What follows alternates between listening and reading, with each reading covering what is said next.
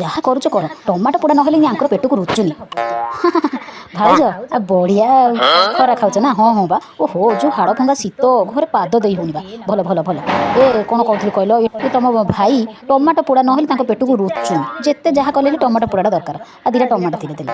ନାଇଁ ନାଇଁ ନାଇଁ ନାଇଁ ନାଇଁ, ତମେ ଯାହା ମାଗ ମୁଁ ଦେବି, ହେଲେ ଟମାଟୋ କଥା ଜମା କୁହନି। କିଲୋ ଆସିକି ଛୁଇଁଲାଣି 80। ମୋ ଘରେ 4 ଦିନ ହେଲା ଟମାଟୋ ନାହିଁ, ମୁଁ କ'ଣ ତମକୁ ଟମାଟୋ ଦେବା? ଏମିତିରେ ତ ତମେ କିଲେ 2 କିଲୋ ଖଣ୍ଡେ ଟମାଟୋ ମାଗି ମାଗିକି ଆମ ଘରକୁ ନବନି।